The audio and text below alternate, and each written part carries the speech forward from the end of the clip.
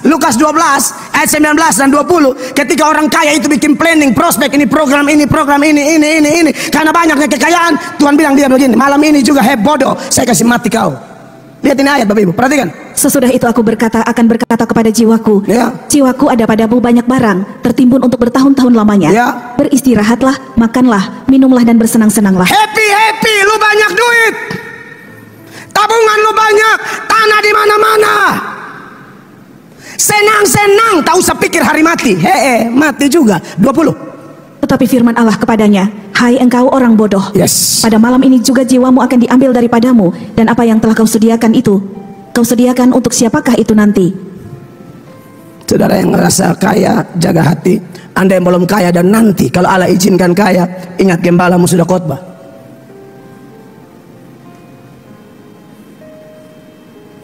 Ada orang yang kaya raya maka keeknya luar biasa. Kan dia pikir dia mau keep semua untuk mau bawa di mana? Tuhan tuh cipta kita dengan 2 tangan, 1 tangan terima, 1 tangan sorong.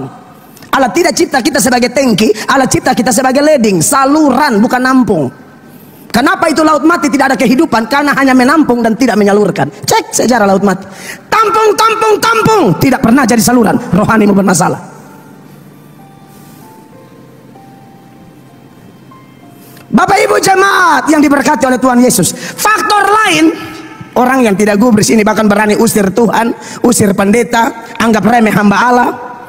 Kelihatannya orang ini hidup terlalu jahat, tapi ada pemikiran begini, saya jahat tapi tidak apa-apa tuh. Nah ini perlu saya kasih tahu ini malam. Memang untuk kasus tertentu penjahat-penjahat itu Allah memang tahan sedikit. Nah akibat Allah menahan ini dia tambah jahat. Dia pikir jahat tuh aman. Coba kita buka Pengkhotbah 8 ya, ayat 11. Sama-sama baca jemaat.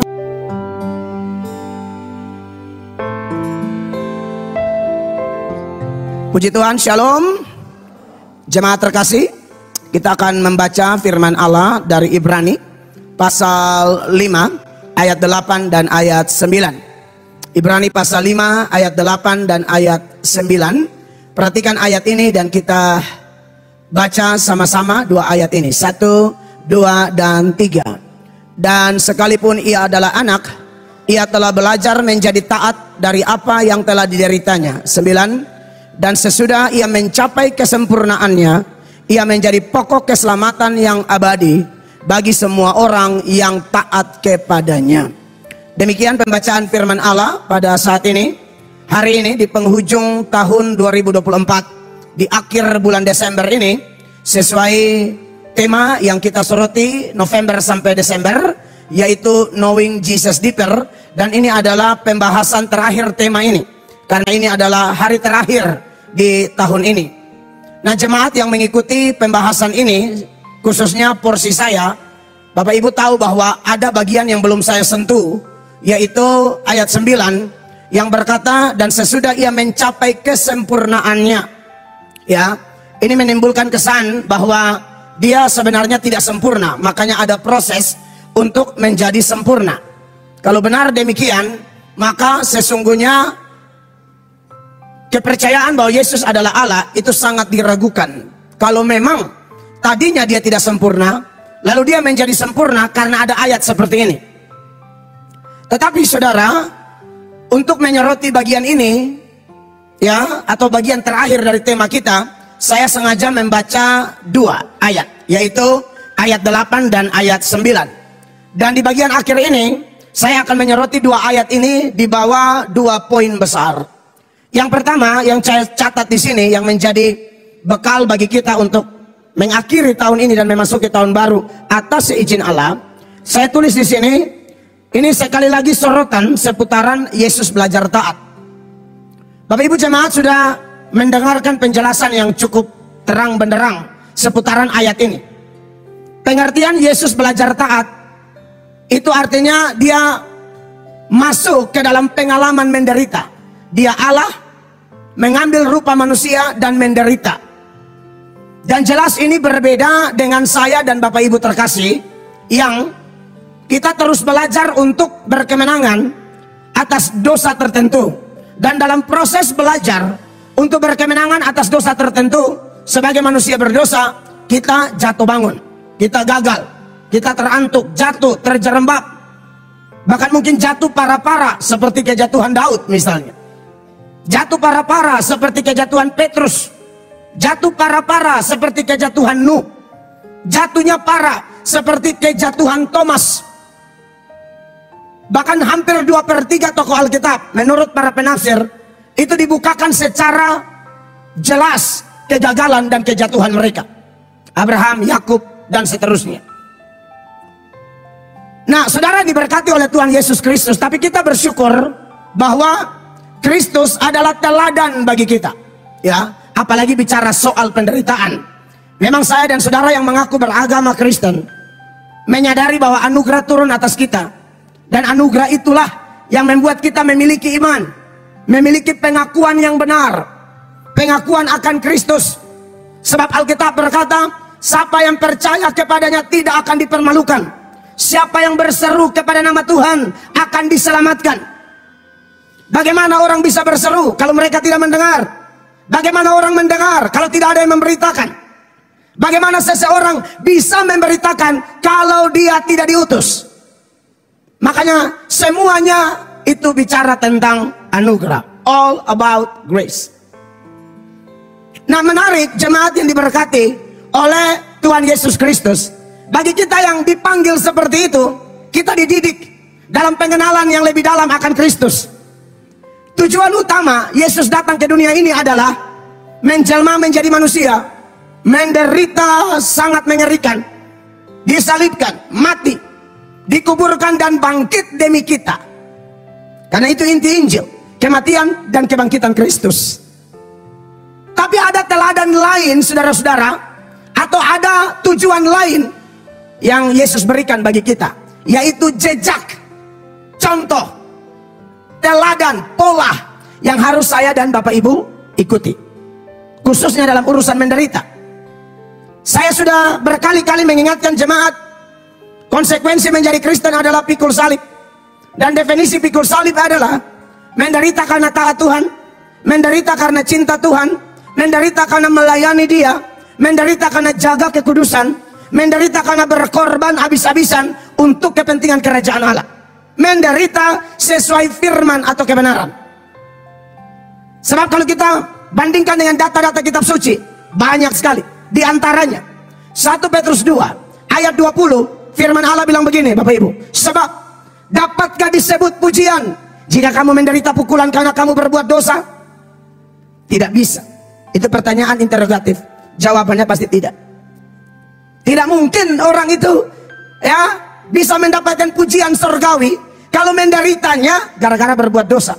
Seperti Bapak Gembala di masa lalu, berkali-kali ditahan polisi gara-gara curi, gara-gara tusuk orang. Saya ditahan 8 kali, menderita, digebukin, dipukul oleh polisi, sampai harus dibawa ke rumah sakit karena beberapa tulang dada retak. Anda bayangkan kerempeng peot, tukang isap rokok, minum mabok, berpolisi pun tangan tuh bukan main-main gila saudara-saudara. Lihat aja polisi yang bersaksi tadi. Kalau tangan model begitu yang kena dikutilang darat, kurus tinggi langsing dada rata, itu kira-kira karena mana? Langsung rumah sakit Bayangkara. Dulu masih Polres, belum ada Polresta, belum ada Polres Babau, masih di Banpo itu, Hotel Mangga, kan di mukanya ada 2 mangga. Tempat nginap saya langganan. Tapi tidak dapat pujian apa-apa. Yang ada adalah semakin menjadi sampah masyarakat, dihindari orang. Orang omong kita pun nama, tapi di belakang-belakang. Karena kalau langsung dia yang menyusul ke rumah sakit ya. Nah, waktu itu maksud saya.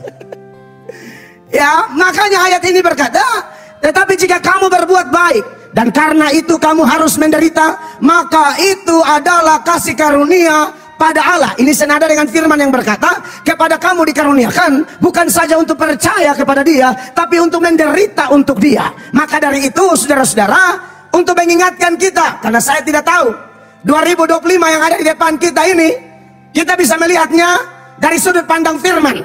Kalau Anda mau jadikan itu tahun berkat atau tahun malapetaka, itu ada pada kita semua. Kau pilih jalan malapetaka, hidupmu dipenuhi malapetaka. Kau pilih jalan berkat, hidupmu dipenuhi berkat. Sekalipun berkat menurut versi Kristen itu diberi nama pikul salib. Tapi tidak apa-apa, itu kasih karunia. Dan ini teladan, ini jejak, ini pola, ini contoh yang Yesus tinggalkan bagi kita yang dipanggil Tuhan menurut anugerahnya. Makanya di ayat 21, ayat ini berkata 1, 2, 3, sebab untuk itulah apa? Kamu dipanggil. Karena apa? Kristus pun telah menderita untuk kamu dan telah meninggalkan teladan bagimu supaya kamu mengikuti jejaknya. Mau lihat tahun depan tahun berkat atau tahun malapetaka? Kau ikuti jejak Kristus, diberkatilah kamu. Kamu tidak ikuti jejak Kristus, terkutuklah kamu. Tuhan bilang, aku perhadapkan berkat dan kutuk, hidup dan mengikuti teladan Kristus. Pilihlah untuk belajar dari dia. Yang Alkitab berkata dia telah belajar taat, mengalami pengalaman penderitaan, dan itu berhasil luar biasa. Makanya di bagian yang lain, senada dengan Petrus, memang Kristus mengajak kita di dalam Matius 11 ayat 29. Firman itu begitu jelas bagi kita. Pikulah kuk yang kupasang dan belajarlah padaku, karena aku lemah lembut dan rendah hati, dan jiwamu akan mendapat ketenangan. Iya. Garis bawahi kata belajar. Belajar itu dia dari kata Yunani madete. Madete itu adalah bentuk perintah dari kata kerja mantona. Itu satu perintah untuk betul-betul meneladani Kristus, mempelajari teladan-teladan contoh-contoh yang Yesus berikan kepada kita. Bukan hanya berkaitan dengan intelektual, tapi berkaitan dengan perubahan sikap hati, bahkan perubahan hidup. Bukan hanya informasi-informasi Alkitab yang kita terima, tapi kita mengikuti jejaknya, mengikuti teladannya, prinsip-prinsipnya, contoh-contoh yang dia beri bagi kita. Jadi itu belajar, saudara-saudara. Nah, omong-omong tentang bagian ini, ya, karena saya sudah bilang kita belajar Kristus ini, mengenal dia, bukan hanya tahu, oh ternyata semua serangan bisa dijawab. Bukan hanya itu, tapi goal yang lebih tajam adalah penjelasan-penjelasan yang kita terima mempengaruhi seluruh eksistensi hidup kita. Bukan hanya pengetahuan, bukan hanya intelektual. Karena orang bisa mengajar dengan indah, bisa banget. Tapi yang paling penting adalah kebenaran itu berpengaruh atas seluruh hidup kita. Nah, jemaat yang diberkati oleh Tuhan Yesus Kristus, menarik bahwa kalau kita bicara tentang belajar ini, saya mengamat-amati ya, ada beberapa reaksi dari orang-orang yang mendengar ajakan ini, mendengar undangan ini. Pikulah kuk yang kupasang dan belajarlah padaku. Kuk itu kan, kuk di situ beban ya, dan itu berkaitan dengan penderitaan yang alkitabiah. Karena aku lemah lembut dan seterusnya. Ada reaksi yang beda-beda. Ada orang yang reaksinya begini, dia biasa-biasa saja. Ini reaksi pertama yang kita sering jumpai, atau mungkin beberapa di antara kita mengalaminya di tahun 2024. Dan di akhir tahun ini coba kita pikir-pikir, kita ada di kelompok yang mana soal reaksi terhadap undangan belajar dari Kristus. Yang pertama adalah biasa-biasa saja. Dia kalau dia punya prinsip, ada firman ya dengar. Tapi kalau tidak ada, tidak usah cari-cari. Ini dia punya nama, biasa-biasa saja. Ya kalau ada ya dengar. Tapi kalau tidak ada, tidak usah yang namanya buang-buang waktu. Pergi cari pengajaran, cari persekutuan, cari pemahaman Alkitab. Kalau gereja-gereja yang punya katekisasi, dan memang dalam katekisasi itu dari kata dasar katekismus yang memberikan ajaran-ajaran dasar, dia akan tertarik dengan katekisasi yang benar loh ya, bukan katekisasi yang kulit luar. Karena banyak orang katekisasi ujung-ujung pindah agama, karena mungkin materi yang disajikan tidak mendasar, sehingga dia tidak tahu jelaskan Tritunggal, dia tidak tahu jelaskan bagaimana kealahan Kristus, dia tidak tahu doktrinal seperti soteriologi, ilmu tentang keselamatan, gelap gulita. Padahal katekisasinya berapa bulan, tidak mengerti apa-apa. Tapi kalau orang yang biasa-biasa saja, dia tidak akan cari, saudara-saudara. Ya. Nah, ini tentu berbeda dengan apa yang Yesus serukan. Yesus bilang, kalau mau hidup bahagia, salah satunya adalah lapar dan haus akan kebenaran. Matius 5 ayat 6, begitu jelas ayat itu, firman Allah berkata 1, 2, 3, berbahagialah orang yang lapar dan haus akan kebenaran, karena mereka akan dipuaskan. Kebenaran di sini sebenarnya sorotan utama adalah berkaitan dengan moral dan etika. Tapi tidak mungkin moral orang bisa baik, etika orang bisa baik kalau dia tidak mencari kebenaran firman. Karena berkaitan dengan manfaat firman, firman itu mengajar, menyatakan kesalahan, memperbaiki kelakuan, mendidik orang dalam kebenaran. Lalu dalam 2 Timotius 3 ayat 17 itu mengatakan, dengan demikian tiap-tiap manusia kepunyaan Allah diperlengkapi untuk apa? Setiap perbuatan baik. Jadi kalau orang lapar dan haus akan kebenaran, itu manifestasinya Bapak Ibu tahu apa? Saya sudah omong ulang-ulang. Orang lapar manifestasinya cari, orang haus manifestasinya cari. Biasa habis ibadah, apalagi ibadah kedua tuh siang-siang, orang belum sarapan pagi, aduh, itu habis ibadah langsung lipo, Aston, apa? Oh itu harus kasih habis ya. Jangan lari pi Aston baru basar kasih habis ya. Lari pi lauk. Karena lapar itu manifestasinya cari. Ini bertentangan dengan kelompok pertama dalam hal reaksi, yaitu reaksi biasa-biasa saja. Yang Tuhan mau tidak boleh biasa-biasa, harus cari. Saya contohkan banyak data. Saya contohkan ketika pemulihan Tuhan kerjakan di bangsa Israel zaman Nehemia dan Ezra. Saudara, itu umat ngotot mencari firman. Waktu itu pejabat yang dipakai Tuhan Nehemia, rohaniwan yang dipakai Tuhan namanya Ezra. Saudara tahu, umat Tuhan pada waktu itu berseru di Yehuda, ya, tolong dulu kasih tunjuk firman, buka dulu, baca dulu. Dan Anda kalau lihat menurut Nehemia pasal 8 sebagai data pembanding, mulai ayat 1, Anda lihat ini orang-orang terlalu lapar, terlalu haus akan firman. Perhatikan ayat ini. Adapun para imam dan para orang-orang Lewi, para penunggu pintu dan para penyanyi, juga sebagian dari rakyat, para budak di bait Allah dan semua orang Israel yang lain menetap di kota-kota mereka. Terus ketika tiba bulan yang ke-7. Ini Yeremia berapa? Nehemia 8 kok. Oh, langsung baca di 8 Kak. Ulang langsung ayat 8. Nenek kakak yang di 8. Ketika tiba bulan yang ke-7, sedang orang Israel telah menetap di kota-kotanya. Terus maka serentak berkumpullah seluruh rakyat di halaman di depan pintu gerbang air. Mereka meminta kepada Ezra, ahli kitab itu, supaya ia membawa kitab Taurat Musa, yakni kitab hukum yang diberikan Tuhan kepada Israel. Anda lihat mereka yang tolong dulu datang, buat apa ketemu-ketemu kalau tidak bawa itu kitab? Ya, ada orang yang biasa-biasa dia kalau acara khotbah singkat sah. Saudara mengerti ini? Ini bahaya. Saudara ketawa-ketawa dan Anda pelaku, Anda tidak haus. Ini jemaat juga bisa makan besar, ini orang doi juga. Hanya dia bilang yang utama bawa itu kitab dulu. Kalau kata sekarang soalnya khusus di pendeta, tolong singkat. Bikin mau tuh lu mata biji iblis nih. Lu undang beta untuk singkat, ini maksud apa? Datang cap-cap sekolah teologi perlu aja singkat sah. Tadi di otak ini sudah disco, semua pesta pora. Makanya dia bilang singkat. Beda dengan ini, saudara lihat nanti ya. 2, lanjut 3. Lalu pada hari pertama bulan yang ke-7 itu, Imam Ezra membawa kitab Taurat itu ke hadapan jemaah, yakni baik laki-laki maupun perempuan, dan setiap orang yang dapat mendengar dan mengerti. Ya, mungkin kan ada anak-anak kecil yang mungkin belum paham penjelasan dan sebagainya, makanya disoroti yang mengerti, ya. Kemudian ayat berikut dikatakan begini. Ia membacakan beberapa bagian daripada kitab itu di halaman, di depan pintu gerbang air, dari pagi sampai tengah hari. Dari kapan? Dari pagi sampai tengah hari. Kalau ketemu terapkan ini di sini. Dari jam 5 pagi sampai tengah hari ya 6 12 6 jam. Ini baru baca ayat, belum jelaskan. Baru baca aja, mereka hausnya luar biasa. Bagaimana Bapak Ibu? Anda kelompok yang mana? Biasa-biasa, ada ya baca, tidak ada, tak usah cari-cari dong. Nanti baru munafik, susah lang infus baru renungan. Munafik sekali semua dikamati baru renungan. Tidak bisa begitu dong, masih sehat tuh jam-jam dari pagi sampai tengah hari terus di hadapan laki-laki dan perempuan dan semua orang yang dapat mengerti. Dengan penuh apa? Dengan penuh perhatian. Seluruh umat mendengarkan pembacaan kitab Taurat itu. Ini baru umat. Dalam masuk 2025 teladan ini penuh perhatian.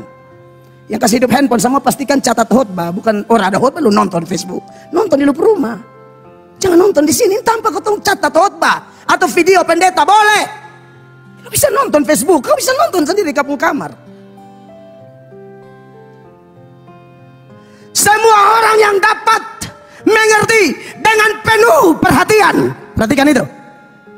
Seluruh umat mendengarkan pembacaan kitab Taurat itu. tidak hormat firman, jangan berharap Tuhan berbuat banyak buat kau. 5. Ezra ahli kitab itu berdiri di atas mimbar kayu yang dibuat untuk peristiwa itu.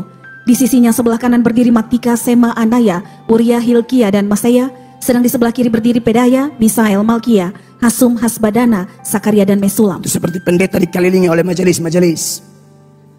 Terus Ezra membuka kitab itu di depan mata seluruh umat, karena ia berdiri lebih tinggi dari semua orang itu. Pada waktu ia membuka kitab itu, semua orang bangkit berdiri. bukan hanya perhatian, tapi hormat. Baru buka semua berdiri. Sangat hormat firman. Firman harusnya kalau Anda hormat, ada kuasa yang menarik kita untuk menjadi penyembah-penyembah benar, yang menyembah Tuhan dalam roh dan kebenaran. Makanya kalau Anda lihat ayat 7 dan seterusnya, saya baca buat saudara. Lalu Ezra memuji Tuhan. Inilah hati seorang pendeta. Inilah hati seorang pemimpin rohani. Sangat bersyukur kepada Allah kalau ada jemaat hormat Allah. Hormat firman. Perhatikan firman. Saya tidak terlalu bangga kalau kau punya Otto 56. Saya tidak terlalu bangga kalau kau punya kekayaan banyak. Yang saya senang, yang saya suka cita, kalau kau tambah hormat firman, tambah cinta Tuhan, tambah melayani Dia. Amin. Apa yang membuat Ezra memuji Tuhan? Karena umat ini hormat firman. Perhatikan firman sungguh-sungguh. Lalu Ezra memuji Tuhan, Allah yang maha besar, dan semua orang menyambut dengan amin, amin, sambil mengangkat tangan. Kemudian mereka berlutut dan sujud menyembah kepada Tuhan dengan muka sampai ke tanah. Makanya saya bilang, kalau Anda dengar firman baik-baik, firman itu akan membawa engkau dan saya menjadi penyembah-penyembah. Bukan hanya penyembahan, tapi penyembah orangnya. 8. Sama-sama baca 2-3. Juga Yesua, Bani, Serapia, Yamin, Akub, Sebatai, Hodia, Maseya, Kelita, Azaria, Yozabat, Hanan, Pelaya, yang adalah orang-orang Lewi, mengajarkan Taurat itu kepada orang-orang itu, sementara orang-orang itu berdiri di tempatnya. Rela berdiri saat dengar khotbah. Saudara su enak duduk le. Amin. Harusnya saudara lebih perhatian. Zaman dulu orang dengar berdiri saking hormatnya. Dari jam berapa? Dari pagi sampai tengah hari. Maksudnya, kalau pendeta berkhotbah 30 menit, hindari gerakan-gerakan mencurigakan. Khotbah di sini 1 jam, paling top.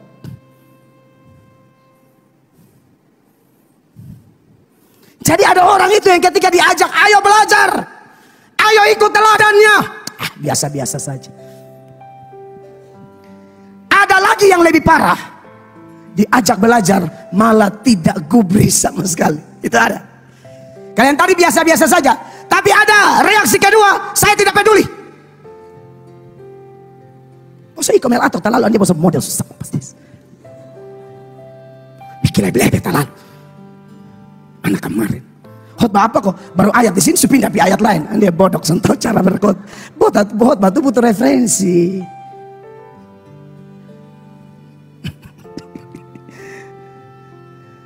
Firman itu menafsir firman. Yang bisa menjelaskan firman itu firman. Yakobus itu akan nyambung sama Obaja. Hakim-hakim itu akan nyambung sama Titus. Karena firman itu menjelaskan firman. Karena semuanya isi hati Allah. Tidak ada yang kontradiksi. Itu cara tafsir. Saya kuliah ini bareng dari S1 sampai S2. Bagaimana tafsir yang benar.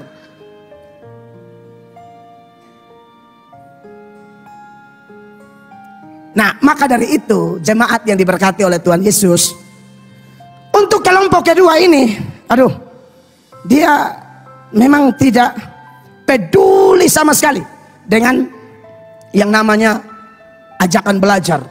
Makanya saya sering tunjukkan data, misalnya dalam Ayub 21 itu, ayat 14 dan ayatnya yang ke-15 itu firman, saudara bisa lihat di sana. Ini orang-orang yang tidak gubris, ini omong begini. Tetapi kata mereka kepada Allah, pergilah dari kami tidak suka mengetahui jalan-jalanmu.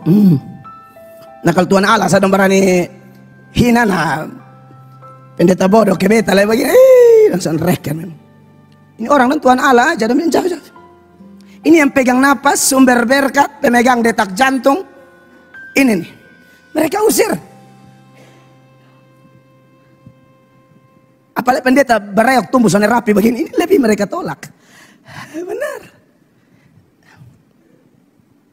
Ada orang tuh yang sampai level Tuhan pun dia tidak hormat. Tetapi kata mereka kepada Allah, pergilah dari kami. Kami tidak suka mengetahui jalan-jalan, belajar apa, ayat-ayat apa, doa-doa apa. Kira-kira begitu kalau bahasa Kupang. 15. Yang Maha Kuasa itu apa? Apa? Tuhan Allah itu siapa? Sehingga kami harus beribadah kepadanya. Dan apa manfaatnya bagi kami kalau kami memohon kepadanya? Anda lihat. Karena orang-orang ini beberapa faktor. Kali ini memang orang-orang berduit. Ini kalau saudara baca latar belakangnya orang-orang kaya. Karena kayanya rasa tidak perlu Tuhan. Kalau kaya ini kan tatoa di lubang kubur. Tidak bisa dibawa pergi. Mentok itu. Tatoa di situ saja, mau gimana? Cincin batu hitam nih, tatoa di situ. Tapi orang-orang kaya yang belum dicelikan oleh Roh Kudus merasa bahwa kekayaannya bisa bawa dia sampai hidup kekal. Makanya kepala angin model begini. Itu makanya di dalam Lukas 12 ayat 19 dan 20, ketika orang kaya itu bikin planning, prospek, ini program ini. Karena banyaknya kekayaan, Tuhan bilang dia begini, malam ini juga bodoh, saya kasih mati kau. Lihat ini ayat Bapak Ibu, perhatikan. Sesudah itu aku akan berkata kepada jiwaku, Ya. jiwaku ada padamu banyak barang, tertimbun untuk bertahun-tahun lamanya. Ya. Beristirahatlah, makanlah, minumlah dan bersenang-senanglah. Happy, lu banyak duit.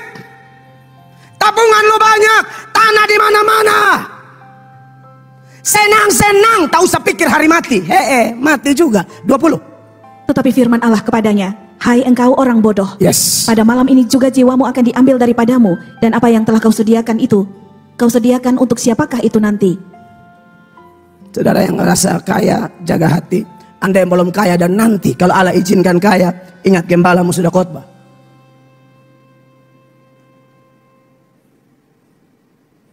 Ada orang yang kaya raya maka keeknya luar biasa. Kan dia pikir dia mau keep semua untuk mau bawa di mana? Tuhan tuh cipta kita dengan 2 tangan, 1 tangan terima, 1 tangan sorong. Allah tidak cipta kita sebagai tangki, Allah cipta kita sebagai leding, saluran bukan nampung. Kenapa itu laut mati tidak ada kehidupan? Karena hanya menampung dan tidak menyalurkan. Cek sejarah laut mati. Tampung, tidak pernah jadi saluran. Rohanimu bermasalah. Bapak Ibu jemaat yang diberkati oleh Tuhan Yesus. Faktor lain, orang yang tidak gubris ini bahkan berani usir Tuhan, usir pendeta, anggap remeh hamba Allah. Kelihatannya orang ini hidup terlalu jahat. Tapi ada pemikiran begini, saya jahat tapi tidak apa-apa tuh. Nah ini perlu saya kasih tahu ini malam. Memang untuk kasus tertentu penjahat-penjahat itu Allah memang tahan sedikit. Nah akibat Allah menahan ini dia tambah jahat. Dia pikir jahat tuh aman. Coba kita buka Pengkhotbah 8 ya. Ayat 11. Sama-sama baca jemaat terkasih. 1, 2, 3. Oleh karena hukuman terhadap perbuatan jahat tidak segera dilaksanakan, maka apa? Hati manusia penuh niat untuk berbuat jahat. Aku bilang, kota jahat mati. Mana? Tambah rusak, tambah kacau, tambah void, tambah rusak. Hati-hati. Engkau menimbun murka. Kalau ada kelompok ini di akhir tahun yang dengarkan khotbah ini, bertobat. Kenapa Tuhan lapang dada? Kenapa Tuhan sabar? Kenapa Tuhan ulur waktu? Allah mau kita bertobat. Ini yang saya serukan di radio kemarin. Dalam Roma 2 ayat 4 itu. Perhatikan ayat 4. Maukah engkau menganggap sepi kekayaan kemurahannya, Ya. kesabarannya dan kelapangan hatinya? Ya. Tidakkah engkau tahu bahwa maksud kemurahan Allah ialah menuntun engkau kepada pertobatan? Jangan kau pikir kau punya jahat. Benar, tidak benar. Karena hukuman terhadap perbuatan jahat tidak segera dilaksanakan, orang pikir, oh aman, tidak aman.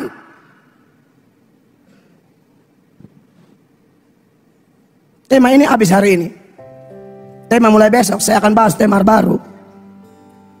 Redeem your time. Tebus, selamatkan waktu. Jaga baik-baik waktu. Karena mungkin tahun berikut, tahun terakhir buat kau dan saya.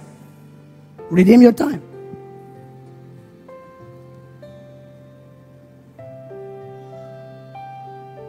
Maukah engkau menganggap sepi kekayaan kemurahannya, kesabarannya dan kelapangan hatinya? Tidakkah engkau tahu bahwa maksud kemurahan Allah ialah menuntun engkau kepada pertobatan? 5 sama-sama jemaat, 2, 3. Tetapi oleh kekerasan hatimu yang tidak mau bertobat, engkau menimbun murka atas dirimu sendiri pada hari waktu mana murka dan hukuman Allah yang adil akan dinyatakan. Sudah 2 reaksi yang sering kita temui, bahkan mungkin beberapa di antara kita melakukan ini, mengalami ini, menjalani gaya hidup dengan 2 reaksi ini. Ini malam Tuhan sayang Anda dan saya. Stop. Lalu bagaimana reaksi yang benar? Reaksi yang benar adalah ya sungguh-sungguh rindu. Sungguh-sungguh rindu mau belajar. Itu yang benar. Dan apa tandanya orang-orang yang sungguh-sungguh rindu mau belajar? Kalau kita bertolak dari data yang saya kutip sebagai referensi tadi, Matius 5 ayat 6 yang berkata, berbahagialah orang yang lapar dan haus akan kebenaran, karena mereka akan dipuaskan. Ini bisa Anda dan saya alami. Dipuaskan itu artinya rohani kita tambah bagus, hati kita tambah bersih. Dulu iri hati kelas berat, tapi berkemenangan. Dulu terikat dengan kenajisan, kekotoran, perselingkuhan, persinahan, film porno, kemabukan, pesta pora, nota fiktif, dan kenajisan-kenajisan lain yang menyakiti Tuhan dan sesama dan menimbun murka bagi kita. Tapi kalau kita cari kebenaran, lama-lama kita dipuaskan. Kepuasan terbaik seorang Kristen adalah di saat rohaninya tambah dewasa, di saat perjalanan imannya tambah hari tambah saleh. Itu tambah puas. Tambah puas. Nah, ini dimulai dari mana? Dimulai dari ayat-ayat sebelumnya. Ayat 3, 4, dan 5. Ayat 3 bilang apa? Berbahagialah, sebagai pembanding, orang yang miskin di hadapan Allah, karena mereka lah yang mempunyai kerajaan Allah. Ini poor in the spirit. Miskin dalam roh. Ini bukan miskin jasmani ya. Kristen tidak ada doktrin miskin. Tidak ada. Kristen itu cukup. Kristen itu tidak kekurangan. Ya, kalau ada orang mengaku Kristen tapi mengeluh kekurangan terus, periksa dulu. Jangan-jangan Anda tidak mempraktekkan Matius 6 ayat 33 dengan benar. Harusnya tidak kurang. Anak Tuhan kok kekurangan bagaimana? Pas. Amin. Harus cukup. Itu janji Tuhan. Tuhan tidak mungkin berdusta. Kalau ada orang-orang tentu yang Tuhan proses, ikuti proses. Nanti Anda rasa sendiri bahwa di balik proses itu kebenaran-kebenaran yang Anda dengar, yang Anda baca adalah ya dan amin. Ingat, ajaran di sini kita diatur, bukan kita yang atur. Jadi kalau Tuhan ada proses, iko. Jangan berproses 2 bulan. Kok Tuhan balain? Aku tahu. Ya dulu ya, Bapak Supri ya. Di kaum pria Bapak Supri bisa bersaksi dan saya hampir terpojok di situ. Karena saya ajar garis besarnya pakai bahasa Kupang, setia-setia nanti Tuhan poa. Itu ajaran saya tuh. Nah, Bapak Tuhan ini tungguin poa ini kapan? Menurut beliau dia setia. Dia bersaksi saya ada. Anda bayangkan, jemaat jaga perasaan pendeta, pembalasan hak Tuhan. Bersaksi di Pak Ketua Perumah, Ketua kaum pria Perumah. Awal kesaksian sampai pertengahan tuh saya agak rasa bersalah. Bisa ajar salah nih. Bahwa ini yang marah ini bukan domba kecil, ini domba yang bukan domba kurus. Ini yang marah nih. Kalau ukuran domba sehat ini. Iya kan? Tapi di pertengahan sampai mau ending itu gagah sekali. Takut beliau punya rumah tuh laku dengan 600 juta. Dia bilang ternyata Bapak Gembala tidak salah. Baik sudah. Soalnya beta ini kan cuma kutip firman. Jadi beta itu kan mulu bisa kan? Itu kalau bertobat buka cabang penuh saudara. Penuh dengan orang-orang seperti beliau ya. Ending, indah sekali. Tapi ternyata benar. Hanya ketong mesti belajar tunggu waktu Tuhan. Dia tidak terlalu buru-buru dan dia juga tidak berlambat-lambat. Tepat pada waktunya dia akan berkati kita. Jadi ikuti proses yang ada. Amin Bapak Ibu terkasih. Ikuti proses yang ada. Nah, jadi saudara-saudara, berbahagialah orang yang miskin di hadapan Allah, karena mereka lah yang punya kerajaan sorga. Saya tidak akan bedah ini bagian per bagian, karena saya khotbah berminggu-minggu ini. Ya, saya hanya kasih tahu intinya. Ayat 3 ini intinya adalah orang yang rasa diri tidak ada apa-apa, dia berdosa sekali. Itu miskin dalam roh. Jangan seperti itu Farisi yang berdoa bilang, Tuhan aku tidak sama dengan orang lain. Aku bukan perampok, aku bukan orang lalim, aku bukan pezina, aku memberi perpuluhan, aku puasa 2 kali seminggu. Dan aku tidak seperti pemungut cukai ini. Tapi pemungut cukai itu tidak berani menengadah ke langit. Lalu dia berkata, ya Allah kasihanilah aku orang berdosa ini. Nah ini orang miskin dalam roh. Kapan Anda dipuaskan dengan kebenaran? Saat Anda yang berdosa tahu diri dan berkata, Tuhan aku tidak pantas, aku tidak layak. Ini orang yang merendahkan diri. Orang kayak begini yang Allah promosi. Dan tanda kedua apa? Ayat 4. Dia berduka cita. Berbahagialah orang yang berduka cita. Berduka cita terhadap apa? Terhadap dosa. Dia berduka cita. Kalau ada dosa itu dia menangis. Anda yang tidak memiliki ini, tandanya bikin dosa senang, bikin dosa bangga. Atau mungkin setelah ibadah ini kau sudah target bikin dosa untuk tutup tahun. Hati-hati. Kalau kau mati, kau jangan salah saya. Kalau kau mati mendadak, kau jangan salah saya. Tutup tahun itu dalam kekudusan.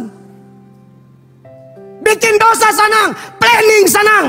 Kita semua orang kotor, anak Tuhan yang benar. Kalau ada salah sama orang dia berduka. Aduh pengen cepat-cepat minta maaf. Pemberesan. Ini ada gereja sama di potas. Ini kalau bembir berangkat 2 botol. Siram sah. Halo. Dia bisa bayangin buat mandi. Dan malah ini mandi. Oke. Beta kalau mas percaya beta pendeta hamba Tuhan. Dengar Kalau ansan percaya apa boleh buat.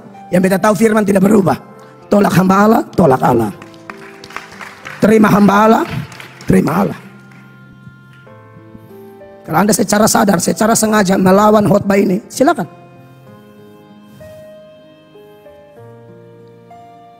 Lalu sebelum ayat 6 ada ayat 5 yang berkata, berbahagialah orang yang lemah lembut. Kata Yunaninya praus, itu tanda seperti orang yang dulunya liar sekali. Tapi ketika dia menyadari betapa berdosanya dia, dan dia berduka cita terhadap dosa-dosanya, Allah ubahkan hatinya yang liar itu menjadi hati yang terkendali. Hatinya yang keras menjadi hati yang lembut.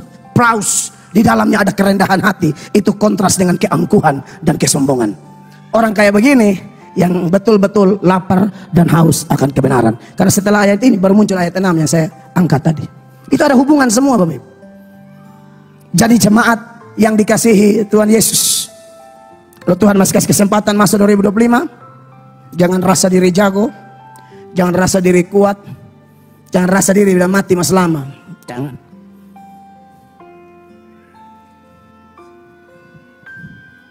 Ada orang-orang kurang ajar, hidup kotor, hidup bersina, tapi selalu yakin bahwa mati itu keuntungan. Setan satu nih, kan mana lu begini kurang ajar bersina, lu tidur dengan segala perempuan, tapi tetap yakin mati untung. Kok bisa untung? Ini setan tipu begitu hebat. Sampai ini pezina, ini penjahat kelamin, ini tetap yakin mati untung. Anda bisa lihat kurang ajar, setan, iblis. Coba ada di muka langsung dia berani omong ke sana. Coba. Saya tidak sapu kau.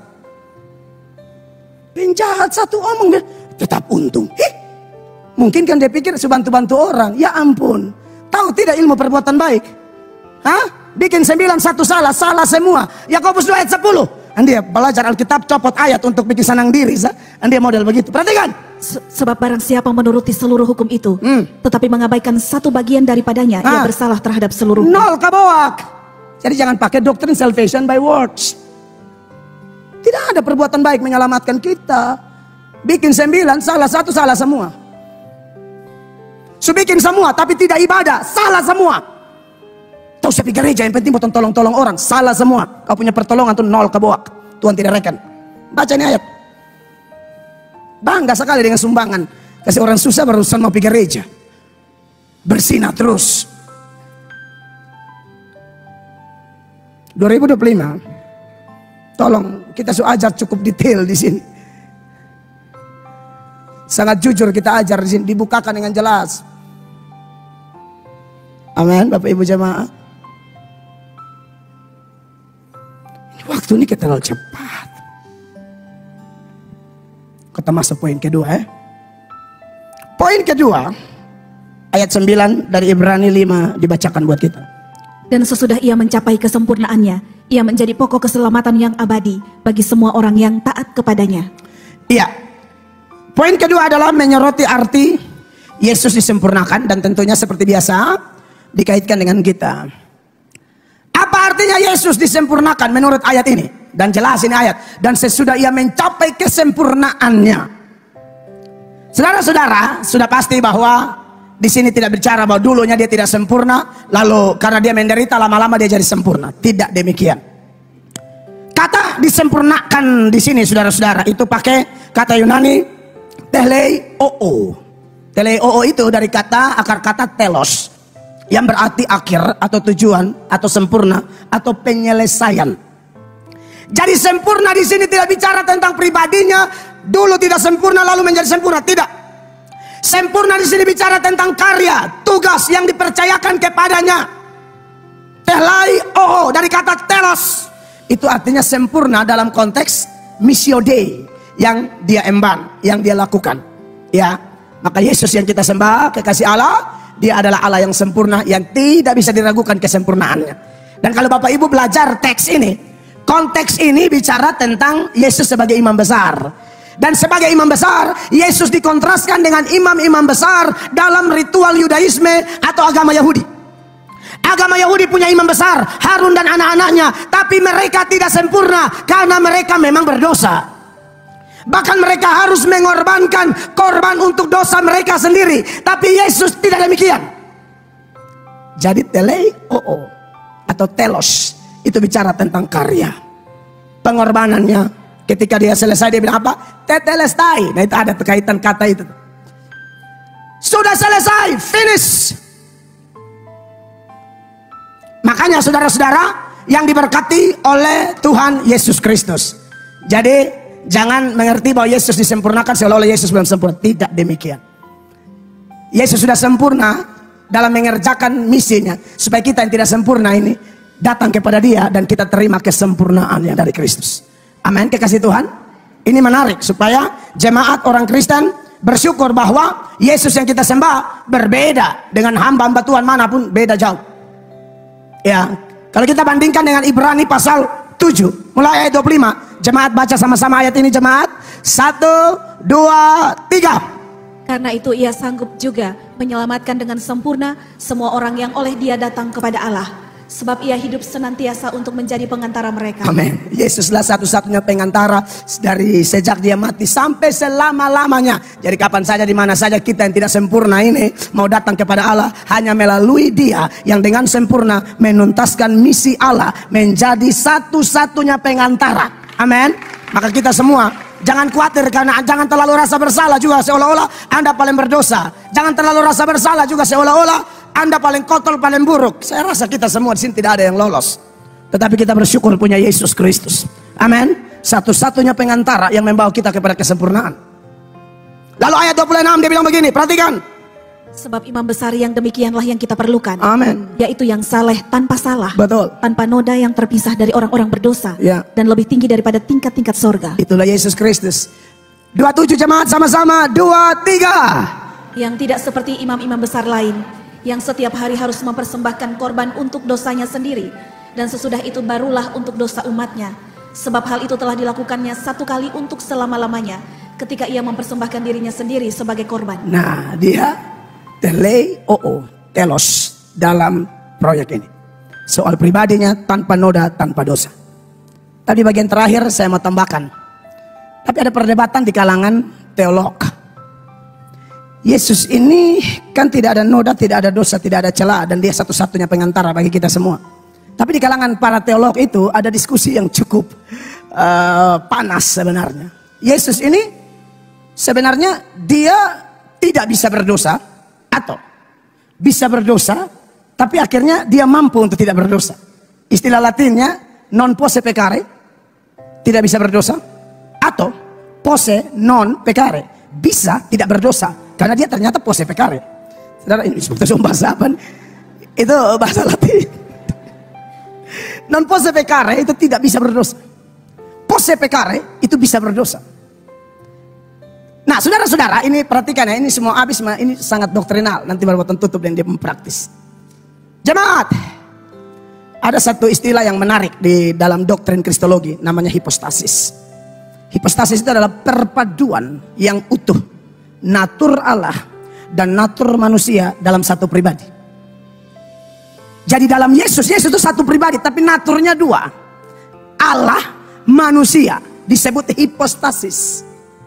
Nah, perpaduan natur Allah dan natur manusia ini tidak memungkinkan Yesus berdosa. Tidak memungkinkan. Maka yang benar bukan pose pecare, tapi dia bisa berkemenangan. Bukan. Dia itu bisa berdosa, tapi dia berjuang sedemikian rupa sampai tidak berdosa. Kan banyak yang punya pemahaman begitu. Dia sebenarnya bisa selingkuh, tapi dia tidak mau selingkuh. Dia sebenarnya bisa makan uang haram, tapi dia akhirnya berkemenangan. No. Yesus itu non pose pecare. Dia tidak bisa berdosa. Karena kalau dia bisa berdosa, maka ayat-ayat banyak yang gagal. Misalnya ayat yang saya pakai di nats pembuka ketika saya bahas tema ini, yaitu Ibrani 13 ayat 8, firman Allah berkata apa di sana? Yesus Kristus tetap sama, baik kemarin maupun hari ini dan sampai selama-lamanya. Kalau kemarin dia adalah Allah, hari ini dia adalah Allah, selama-lamanya dia Allah. Kalau Allah itu kemarin dia tidak bisa berdosa, hari ini dia tidak bisa berdosa, selama-lamanya dia tidak bisa berdosa. Tapi ada yang protes, tapi bagaimana dia bisa menjadi contoh teladan? Dia mesti rasa dong digoda. Saudara, godaan itu lebih ngeri bagi mereka yang tidak bisa berdosa. Kalau kita yang orang berdosa nih, godaan tidak ngeri. Kenapa? Belum seluruh kekuatan godaan itu datang. Baru mungkin kalau pakai level sampai level 100, baru level 2 kita sudah tumbang. Mengerti? Saudara ya? Kita ini kan orang berdosa nih. Jadi orang berpancing marah, sama tuh marah. Tapi Yesus memang dia non pose pecare. Itu sama kayak begini, kita kasih contoh sah. Saudara tahu Mike Tyson, petinju? Manny Pacquiao? Tahu? Atau sudah? Hermanson Balo? Teman saya, letting di atas saya, Om Hermanson lah. Kalau yang letting saya itu namanya Denny Tariun. Itu orang-orang, lu kalau hanya modal bakal live Firuk Bonsai, jangan coba-coba dendong. Lu pasti oke deh, rusuk lu pasti patah. Kalau hanya modal kayak Firuk-Firuk, jangan. Untuk lawan Pak Hermanson Balo atau Pak Denny Tariun, itu mesti orang yang jago batinju. Kalau orang yang berlatihan 2 minggu, dia yakin ronde 2 lu tidur. Tapi kalau orang yang jago, orang yang betul-betul expert, dia ahli, itu dia bisa 12 ronde tuh. Sampai dia melihat seluruh kekuatan petinju ini, baik Mike Tyson, Manny Pacquiao, Hermanson Balo, Denny Tariun, ya, Daud Jordan, kasih keluar semua. Tapi dia bisa enak. Itulah tujuannya. Kenapa dia? Jadi dia itu lebih menderita.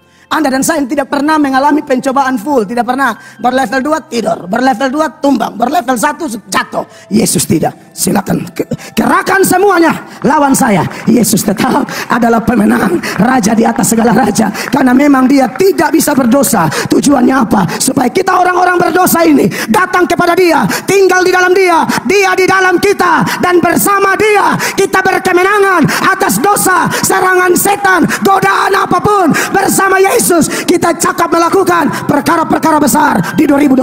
Beri tepuk tangan yang meriah.